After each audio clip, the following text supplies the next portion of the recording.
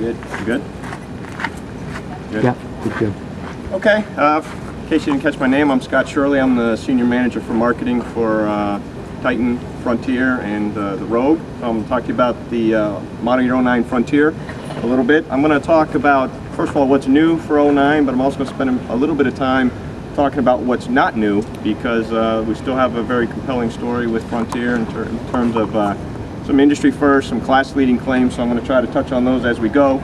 If you don't mind coming this way, I'll start at the front. I just put you all over there because I don't want you looking at the sun. But what's new for 09 up front is the front end has been redesigned.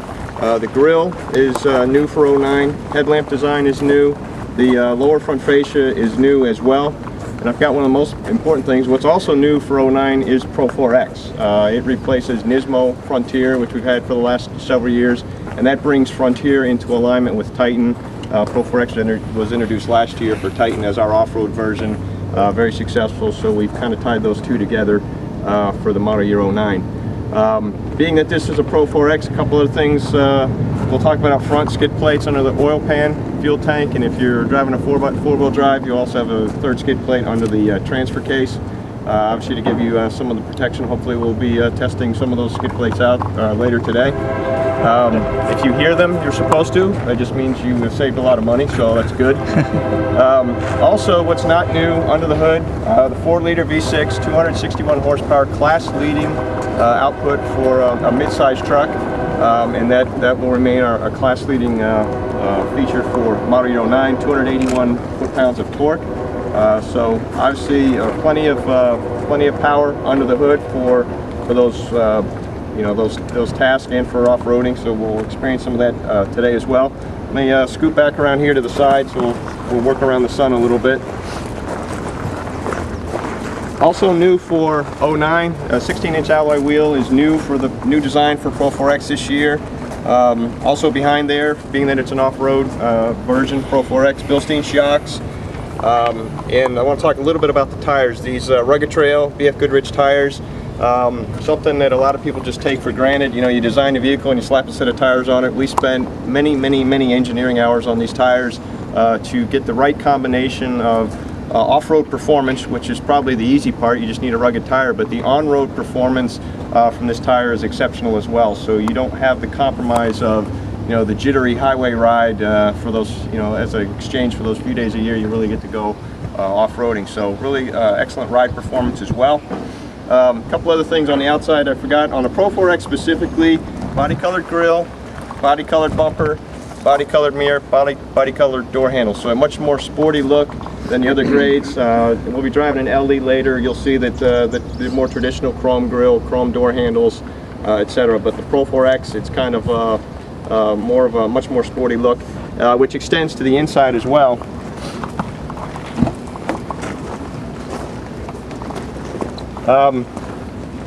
Pro 4X, a couple unique things. You've got obviously a different seat design for off-road. Holds you in there a little bit better. The seat design is a little better grip as you sit in the seat. The red stitching is characteristic of Pro 4X, both on Titan and Frontier.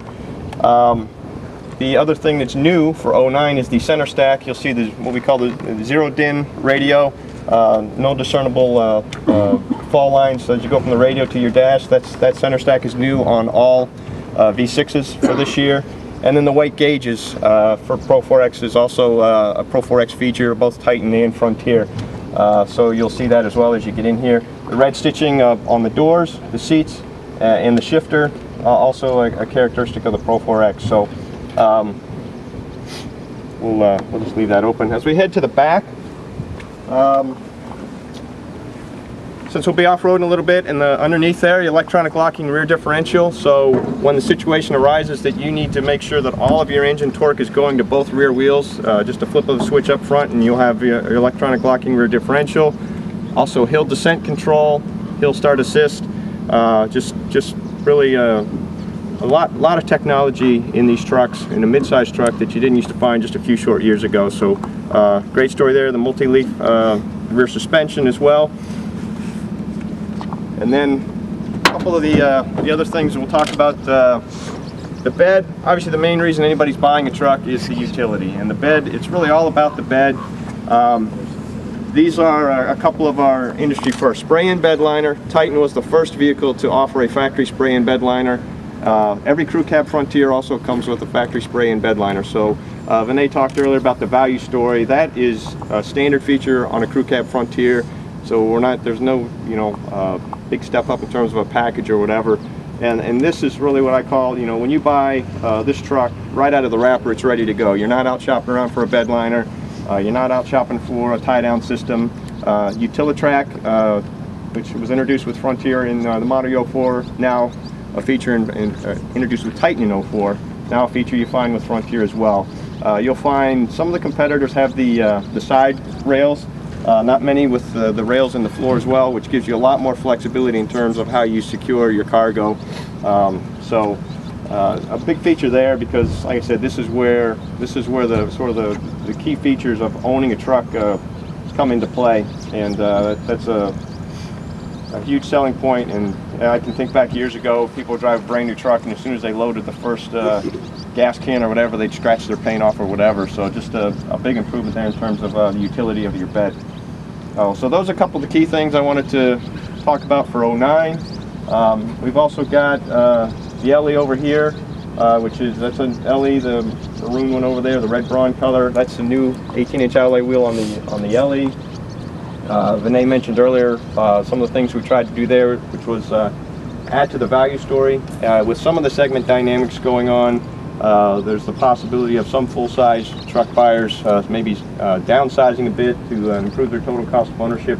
We've taken a couple popular packages on both Pro 4X and LE, which was a leather package and a technology package, combine them so that those people can get the content they're after without really paying the premium, just to improve the value story there.